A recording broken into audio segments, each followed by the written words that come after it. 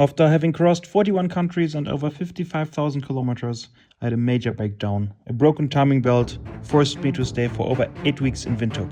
But finally this episode won't be about a repair anymore, but it'll be full of open roads and beautiful views. I drove my 37-year-old BMW all the way from Germany to the Chinese border, and now I'm driving down the African continent towards South Africa. Join me on the wild ride and one more episode of EP34 Expeditions. After being stuck for over 8 weeks in Windhoek, this happened. I am back on the road, guys. It's an amazing feeling, I have to say. I have no idea where I'm going today. I just know I'm driving south, and my next big goal is something like South Africa, but of course there'll still be some adventures along the way. And Theodor drives well, really. He's humming along. I think I will still need a bit of time to, get back into trusting everything, the engine rebuilt, but it does feel good to be back on the road. So spirits are high, and here we go, driving through Namibia. Overtaking is not really easy with a left-hand drive car, because if there's a truck, like here, for example, well, me with my sitting position here on this wrong side, basically for the road, I don't see anything. So I have to keep a lot of distance with the vehicle in front of me. I have to carefully have a sneak around the corner without risking hitting a car from the front. Let's give it a try now. Here we go, that should be fine. Made it to the Tropic of Capricorn, and I want to show you what that is, because it's actually pretty interesting. The Tropic of Capricorn is an imaginary line, which is, I think, 23.5 degrees further south than the equator. And this is a spot where, on one day of the year, I think it's December at some point, the sun comes directly from the top. So it means I wouldn't have a shadow, which is very typical for the equator. And of course, one of the stickers still has to be put onto the sign, because I can, before we continue heading south. 23.5 degrees south of the equator. And I think if I consider that I passed last time this line in the north in Mauritania, it feels like a long, long time ago. And that's how I noticed that. I think on the southern side of the equator, you do make faster progress, because there are less countries. I mean, we end at the southern hemisphere in the Republic of Congo. And then after that, cross the DRC quickly, and then Angola and Namibia. So it's only basically 4 countries. Whereas in the northern hemisphere, we cross many more countries, many more borders, many more problems, many more difficulties, except for the engine rebuild that we did here. So we are heading actually south quite quickly, and Cape Town isn't far anymore. I could reach it theoretically today if I would go crazy, but I still want to see some stuff on the way. Making progress with good old Theodor. Let's go. Yeah, time to get some petrol. And the service is good here. You don't have to get out of the car. They'll just come to you. You can pay here. They clean the windows in the meantime. You can give them a tip, but you don't have to. But I'll go out anyway. I don't like to be like this posh guy sitting in the car, not interacting with people. These small things, getting fuel again at the petrol station, using the smelly toilet there. It wasn't even that smelly, but it's so nice to be back on the road and have all these little road things that you're doing. Namibia really is an empty, beautiful country. In terms of population, it's interesting to compare European countries, the United States and Namibia. Because in the UK, for example, per square kilometer, you have 281 inhabitants. In Germany, it's a bit less, 236. In the United States, it's much less with 38. And Namibia has 3.8 inhabitants per square kilometer. Quite a contrast to over 200 in most European countries. The views that is absolutely incredible here. The evening light with this magically glowing grass. I mean, Namibia is big, vast and empty. Today I was driving many roads and didn't see many houses and also not many people. And that's the main roads through the country, right? So there's not a big highway full of trucks or so. This is the main road. Yeah, very, very empty, very big and very beautiful indeed. These beautiful, endless Namibian roads. I mean, look at them. Finally driving on the correct side of the road for a change, the German side. And now back to the Namibian side. But these views, the big open landscapes, it is a special country indeed. It's just big, vast, empty and beautiful. And tonight, I want to target a camping spot where there are wild horses. Of course, I'll be driving again into the evening. It's the 1 hour, 42 minutes ride, and it's now already 5:15 in the afternoon, so I'll arrive there well after sunset. But that's how it works, right? Exploring, driving at night, and hopefully tomorrow morning having coffee with some nice wild horses.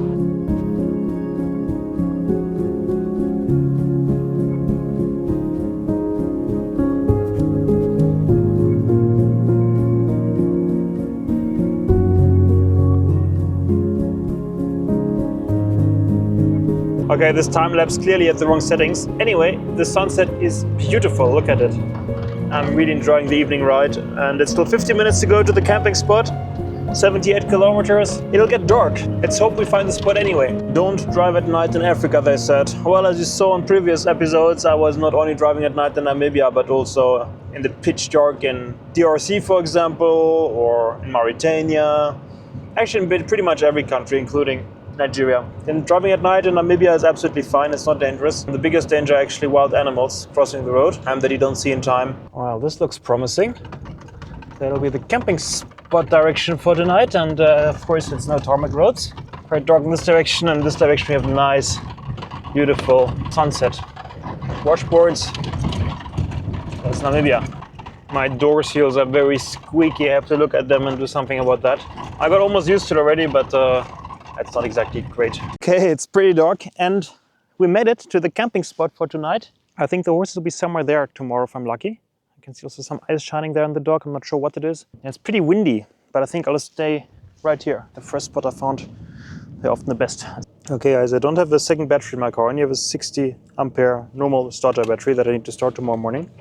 Right now the engine's running, but I'll turn it off now. And I'm using my LED, I don't know, people would call it influencer lamp, it was a present. I would have bought it myself. To get a comfy light in here, because the lights from the car, they use quite a lot of power. But this one has power with USB, and it's LED, so it's not very energy consuming. And they're different light modes, and it's pretty nice. Yeah, and when you wondered where these videos come from during my ride, well, that's when I produce them. In the evening, in Theodor. Put my office in the office position, open my laptop, and here we go. Woke up in the middle of the night because Theodor was moving. Because these cheeky wild horses, I don't know what they were doing exactly, but they were bumping against Theo. And then I tried to send them away, they went away, and now they're back. Very cheeky guys, indeed. Somewhere at night in Namibia, surrounded by wild horses. I mean, it is beautiful though. But they're very cheeky, what are they doing? I really like Theodor, these guys. They always come and stand in front of him, and they run away again. I think it's time for me to get up, guys. So good morning in that sense. The horses woke me up a few times already. And I'm not complaining, I mean, it came here because they're wild horses, but I didn't know they'd be that interested in Theo. Anyway, it's kind of cold here, so I have to wear something, and I think then it's time to prepare coffee in the dark and then enjoy the sunrise with it. Let's go. Okay, Theodor's running a bit to warm up, and I'm preparing a coffee now. Well, I'll do it in a moment, but first let me look at this view. You can see the moon and then a bit of the sunrise in the distance, and you can smell horses.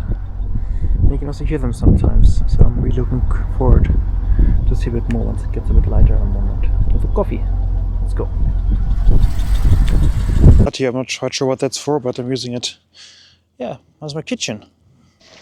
Yeah, coffee machine, coffee, and of course also my cup. Let's go. Oh yeah.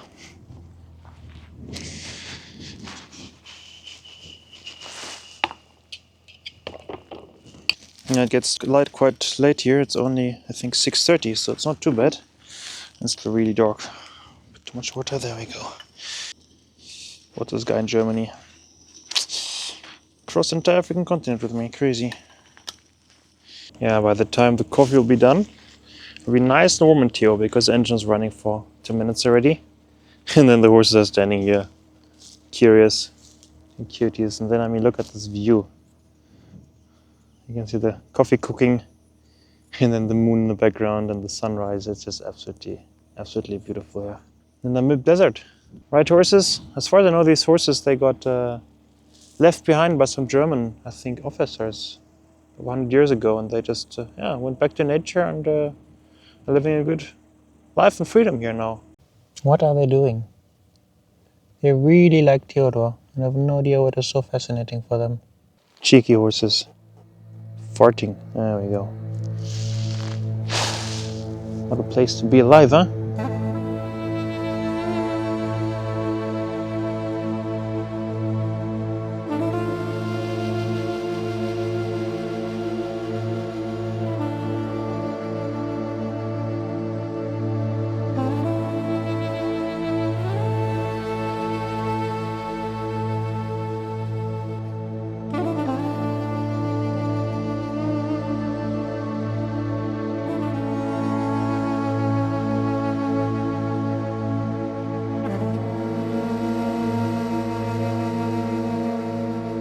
Okay, it's time to go. Horses are getting more and more. Sun is up and the adventure continues. Goodbye, nice place. It was absolutely great here. Thank you. Thank you, horses, for the nice company. And of course, Theodor is also part of this beautiful setting here now. And there are many horses, it's crazy. They'll come here because of this waterhole, apparently. Yeah, source of life here in the Namib desert. Let's go. Bye, horses. Take care. It's nice to meet you. Don't be too cheeky. Okay. Drone is charging. There we go. Let's fire up this old beauty. Yeah, there we go. 6-cylinder power. Let's go.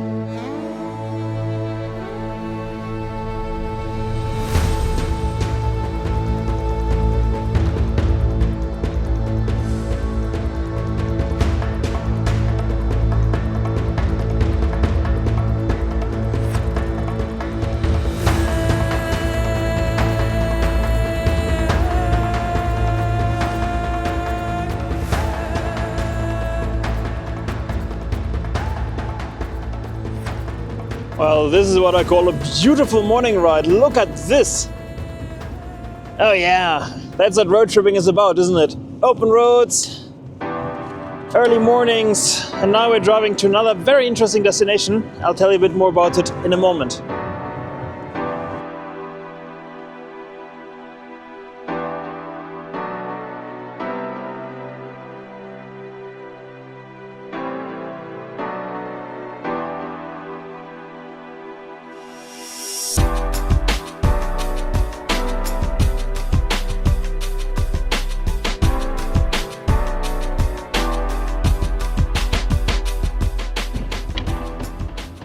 Made it to Kolmanskop, which is a ghost town here in Namibia. So let's have a look at that, and of course I'll give you some extra insights as soon as I know more. The best place for a small history lesson is the balcony of the architect's house. So basically this place was found in 1908 by two German guys who noticed that there might be some diamonds in the region. And then for the next 30 years, a thriving diamond community was built here. And the interesting thing is they didn't really dig for the diamonds, but they found the diamonds on the surface of the earth, basically. So people were just crawling around on their bellies, some cloth wrapped around their faces, picking up diamonds. And up to 300 people lived in Kolmanskop. That's a beautiful house, huh? Quite a nice standard, high ceilings, and pretty impressive views out of the window. You can see all the electric wiring rests still here. That was definitely high standard for 1930 or whenever that was built. Interestingly, also a lot of the wood, the furniture, even the building materials were imported. For example, the sand that was used to build the walls, it's not from here, no, it's from Germany. Because apparently here the sand has some salt and the house is built with the local sand, they degrade quicker. So instead people imported the sand all the way from Germany. Okay, so I'm on the roof of one of those houses, and yeah, the view is even better without a roof. Somewhere in the Namib desert. Absolutely crazy. Oh. The people working in the mines lived in these long buildings back here in the Sperrgebiet, in the closed area, where the diamonds were found. And they were staying here on a 2-year voluntary contract. They got paid a weekly, basically small salary that they could send to support the family. And then at the end of the time of the 2 years, they would get like a salary which was based on what they actually found in the meantime. Also depending on the market value of the diamonds. So if they were lucky, they would return home as rich people. Interesting is also when they left after 2 years this closed compound, they were x-rayed to make sure they wouldn't steal any diamonds. It was apparently one of 3 x-rays machines worldwide back then. One of them was here in this very, very highly developed place for standards back then. Another example is here. This is the ice manufacturing place. This thing is a 100-year-old fridge, basically. In this box, ice was produced in these small metal cubes. Seawater was pumped around that got cooled down, and the seawater doesn't freeze at the same temperature as sweet water. It freezes later. And then ice was everywhere. It was also cooling down these fridges. You would put an ice block into the top, and then the cold air goes down, cooling down the interior of the fridge, which is also isolated. Absolutely crazy if you think of it. This large fancy building was a casino, which was also the church every second Sunday. Very pragmatic. There was also a champagne room, a cigar bar and a restaurant. And then also a big canteen for all the single men that were living in these long buildings for everyday use. And this structure of the building was made in Germany and shipped here by ship. They still added this small part in the bottom where there's a kegelbahn in the bowling arena. Let's have a quick look at that. That's pretty cool. One of the few bowling arenas in the desert, I guess. Even in German they say please don't bowl. Okay, well we won't. But that's pretty cool, huh? The bowl here. I really want to throw it, but I won't. I'll behave. Yeah, it's hard to imagine. I mean, this place was originally found by a railway worker who then was one of the first pioneers here finding diamonds. And this led to a huge diamond rush, and you won't believe it, but in the beginning of the 20th century, a considerable amount of the world's diamonds were sourced here. I think I heard numbers up to 20% of the worldwide diamond production took place in this little place. Anyway, enough ghost town content for now. Theodor and I are heading out towards Luderitz, which is about 10 kilometers from here, the next town at the seaside. Yeah, I'm making to Luderitz, and I have to say Luderitz is a kind of interesting place because in order to get here, I mean, you saw the roads. I drove for hundreds of kilometers through the desert. And now this is the small settlement at the coast. Yeah, built by the Germans, of course. Also a train line that was built here already in 1908 or so, I'm not sure. Yeah, connecting Luderitz, the coastline, with the mainland. And that's a bit the thing about Namibia, that the entire coastal region is more or less covered by the Namib Desert. And then the life happens more land inward, like Windhoek, for example. In Luderitz I found a nice Portuguese restaurant which let me park on the restaurant parking for free overnight. Great camping spot. As you might remember, in the previous episode I had a full engine rebuild in Windhoek. In case you didn't see the video yet, check it out here. One of the most common questions was, why did I not change my belt before the journey? And the obvious answer is, of course I did. The belt that tore was exactly 12 months old and was still well under the recommended service interval. I guess I was unlucky and was a faulty part. I don't blame the car for this issue. Hey, good evening. Hey. Yes, a security guard? Yeah, it's a big deal. So we're neighbors. Yeah. Nice to meet you. What's your name? Philip. Philip, Emmanuel. Nice to meet you. Okay. Perfect. Ready to rumble. At this point, big shout out to the Portuguese Fisherman. That's the name of the restaurant where I stayed, on the parking. Right here, very comfy, very quiet, including a clean shower and bathroom, so complete luxury for overlanding lifestyle in rooftop tents. And today, we have big plans, and I'll tell you about them in a moment. Albert Pietz Works, that's such a German name, and also the architecture is partially very German. Let me show you some of the highlights here. The first, this pharmacy sign is exactly the same pharmacy sign as in Germany. And then these beautiful houses here. Well, that is definitely architecture that is familiar to me because it does look all very, very German indeed. Some houses in better condition than in others. But now we're up to Spar to get some food because today I have big plans and I shouldn't leave without stocking up a bit my food. Back on the road, and today I have a big goal because I want to reach South Africa today, but I'm not taking the main road that everybody's taking, but some small route. Because Theodor and I are not really famous for making the best decisions. So let's see how that goes. Of course, I'll take you with me. First, I have to drive about 100 kilometers back the road that I came from. And here I was once again driving through the Namib Desert.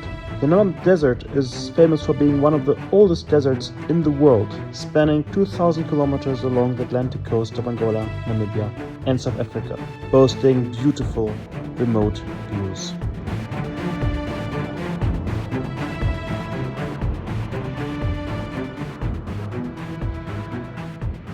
We're somewhere in the Namib Desert here, and next to me is an abandoned train station, because the road is actually lined by a train line all the time. Somewhere in the middle of nowhere, you'll see these small old abandoned train stations. So with the German sign here, I guess it might have been a storage for water or coal for the steam engines, not quite sure. And then of course the train station building.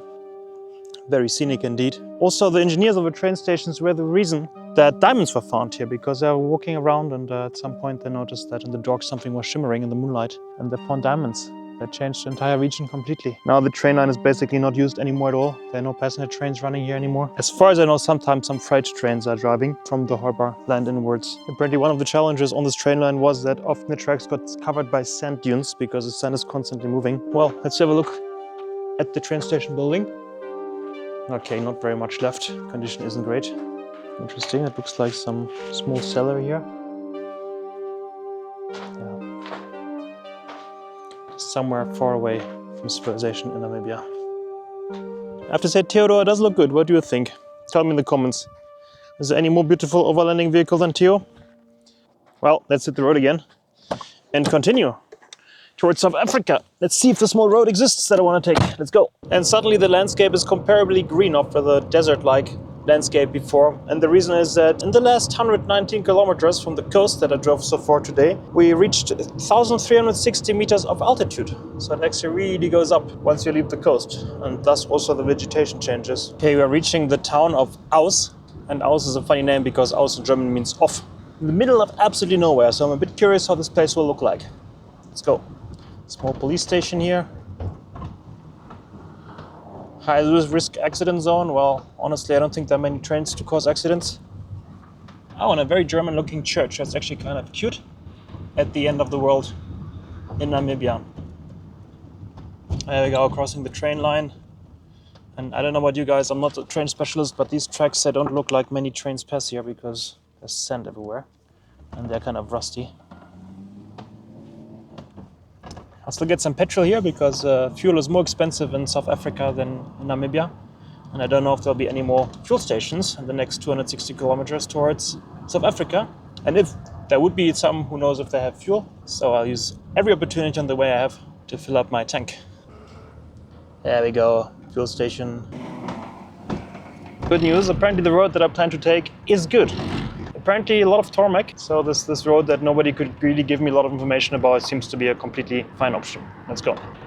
Also, I often get asked which maps do I use while traveling, and I have to admit that the answer will be not very exciting. I normally use Google Maps, and there's a function to download also maps, and then even if there's no network, I'm completely fine. So that's what I usually use. And there's still a thing called Tracks of Africa. It's an app that shows what type of roads there are, like the pavement, but they're not very precise. For example, the road I'm taking now is supposed to be gravel road according to Tracks of Africa, and now I was told it's tarmac, and to me it looks like tarmac as well. So Tracks of Africa, you have to be quite careful because in Namibia, South Africa, like the southern part of the continent, they're supposed to be quite good, and even here they're not really precise. Yeah, and there we go. This road will take us, I think, about 200 kilometers south towards the South African border. And I have to say, this is exciting. I mean, I'm driving now, again, through the middle of nowhere. There will be probably not a single settlement. And South Africa is next, basically. I might still cross today. But first, amazing landscapes ahead. The adventure is, again, fully on.